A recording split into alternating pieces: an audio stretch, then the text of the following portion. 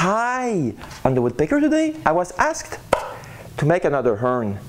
So I took this opportunity to make a new design.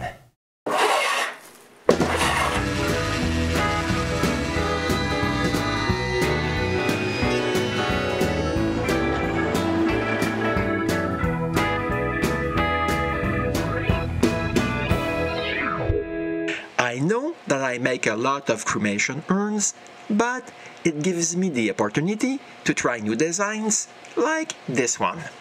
The very first thing I will do is the front plaque.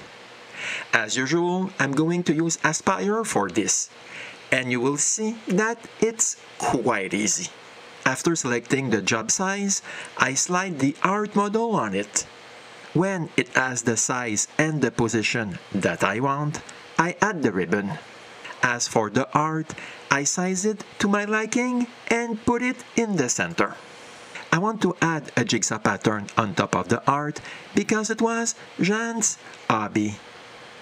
To do so, I create a vector boundary around it and move it onto its own layer. Then I import the jigsaw vectors and place them on the art.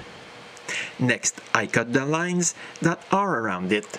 When all the lines that touch the art are cut, it's time to delete the rest. I select all the remaining jigsaw lines, group them, and move them onto the jigsaw layer. I'm just missing one small thing before I can begin: the shape between the jigsaw pieces. Now I'm ready to go to the Modeling tab. The first thing I do is create a new level and move the art there. Then I change all the combine modes to merge. Now I can begin the modeling of the plaque. The first thing I do is give the ribbon a height of 9.5 millimeters. I do exactly the same thing for the art. Then it's time to take care of the jigsaw shape. I select the shape and choose to create a shape by extruding along vectors. Next, it's as simple as selecting the small shapes I drew, and that's it. I have a jigsaw shape on the art, but I want it to be shallow, so I change its height and it's done. The last thing I need to do is to take care of the name on the ribbon. For this, I begin by tracing a curved line that follows the shape of the ribbon. Then I write Jean. To make the text follow the line, I have to select both of them and click on Text on a Curve. The last thing to do is to change the text spacing.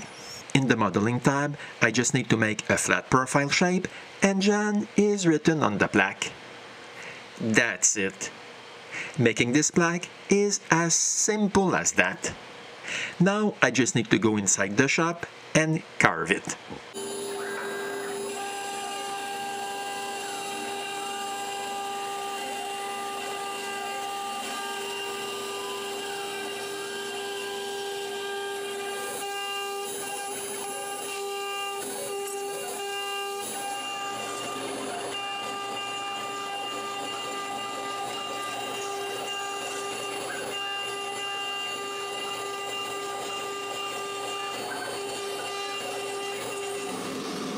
Done. Not that bad. I'm really pleased with the result. I just need to brush it to clean it. Now I'm ready for the box itself. Under my patio, I have quite a lot of planks that I've cut. I also have some nice big apple tree logs. I bring one inside the shop and cut it in half.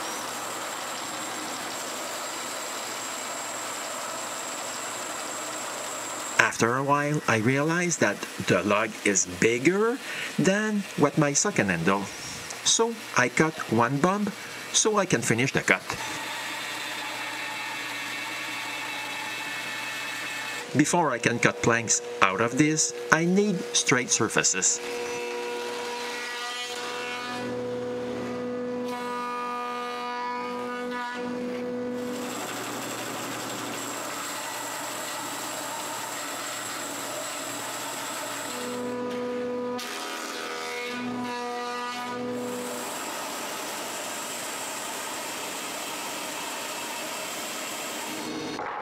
This takes some time, but I managed to get several planks out of it. But I want both sides straight.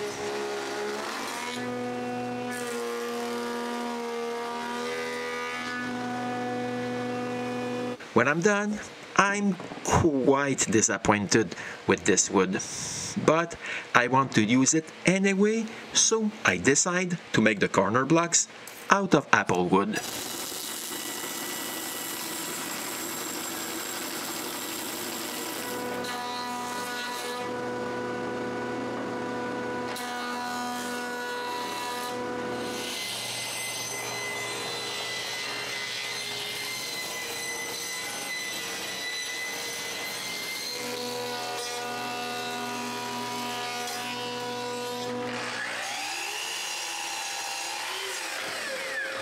When I have several square blocks, I find the center of one end and cut all the corners.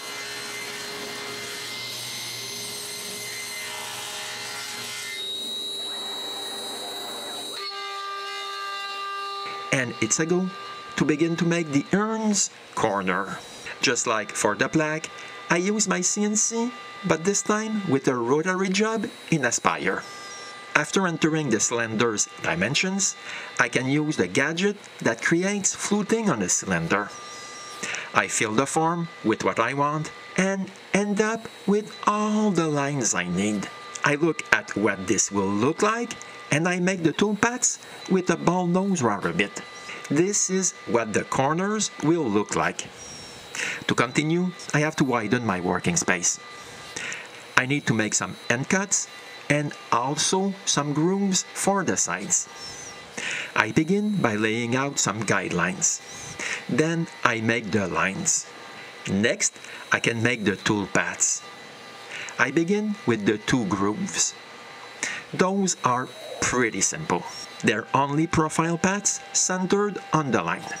Since I can see that those cuts are what I want, I can do both end cuts. They have to be in two different tool paths because both of them have to be on different sides of the line. This is a preview of the cut the 6mm bit will do.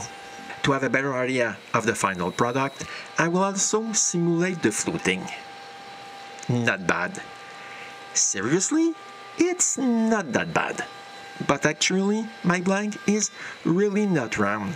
So the first thing I have to do is to make it round. I begin by making a new layer for the lines that I have to make this round. I draw a slanted line less than the size of the router bit. Then I copy it several times to cover all the pillars. All that's left to do is the tool paths that will transform an octagon into a cylinder. Next, I just have to save all those tool paths and go to the CNC to make the pillars. In fact, you have been seeing it for a while now.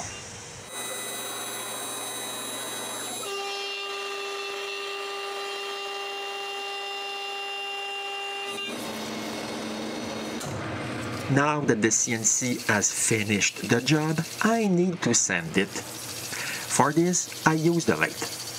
The advantage of using a CNC is that while I'm working on other things, it's working in the background. I need a lot more than 4 corners. It's time to surface some wood.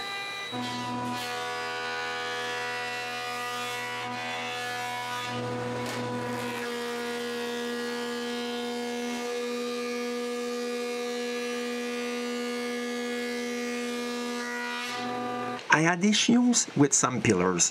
One broke in the center and 2 more had bad grooves. That's because I was making it take too much of a bite. Applewood is quite hard. But I still have 5 usable pillars that I need to cut to size.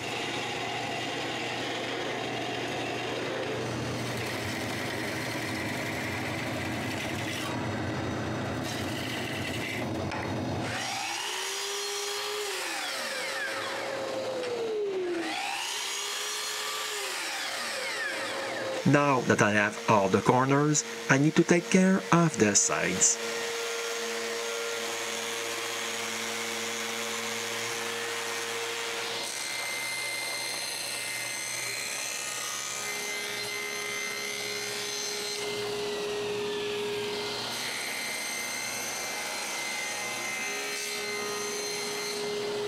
When all the pieces have the right height, I cut one of their ends.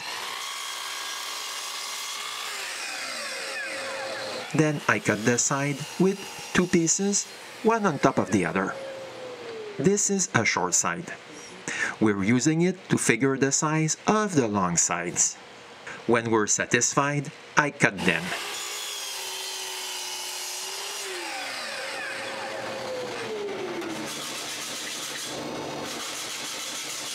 Before going any further, I make a dry fit. After rounding up the sharp corners, I assemble it. This gives me a better idea of the final product. But my previous sanding was not the final one. Now that the sanding is finished, it's time to glue the box. Now I just have to wait for the glue to dry. But it's not over yet, because I still have the base and top to make. At least, those two pieces are really easy to make.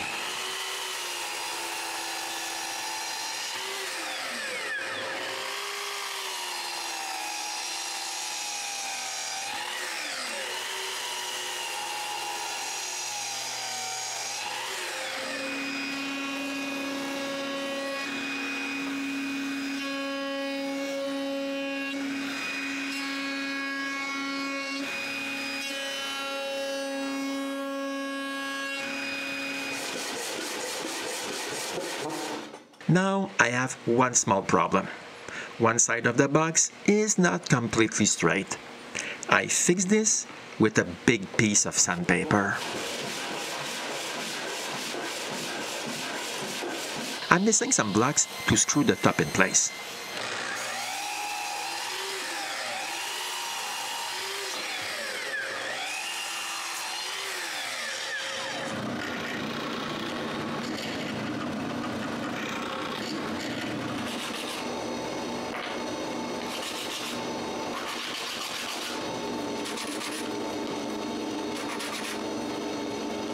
Now I can glue them inside the urn.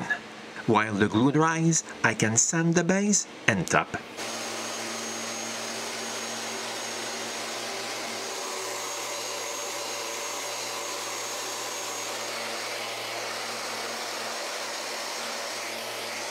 I also have 4 legs to make. For this, I use wooden balls. I drill a hole to the size of a number 8 screw.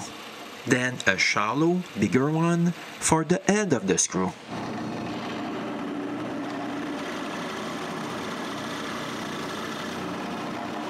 To be able to screw the base to the rest, I need some holes into the corners.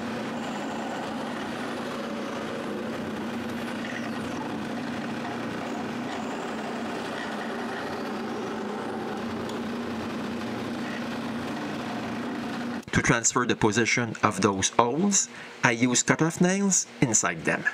When the box is at the right place, I just press on it. I use those marks to drill some holes.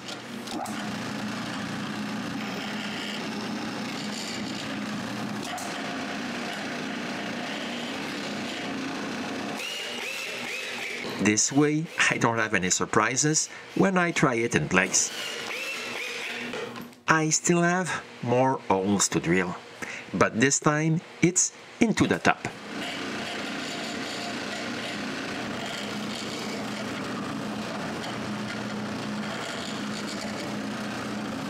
Now it's time to try all of this. Perfect! This means that I can glue the plaque in place. Here I use instant glue. I had previously stuck some blue tape to know where to glue the plaque. As you can see, we changed our minds, so I had made another plaque. Now it's ready to receive the lacquer. I begin by cleaning all of it. Then I spray the first coat.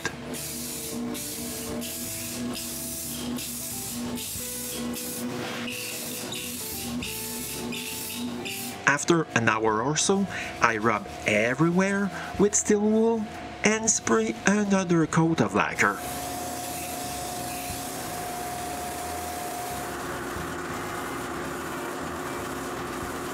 When the lacquer is dry, I can assemble the urn. This time around, I use some wax on the base's screws. This helps a lot. Here it is. The urn is complete. I have to admit that I really love the idea I had of using apple wood for the corners because it adds some colors.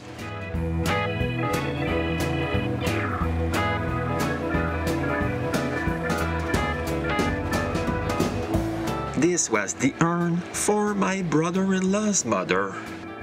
This will probably not be the last urn you'll see on the Woodpecker.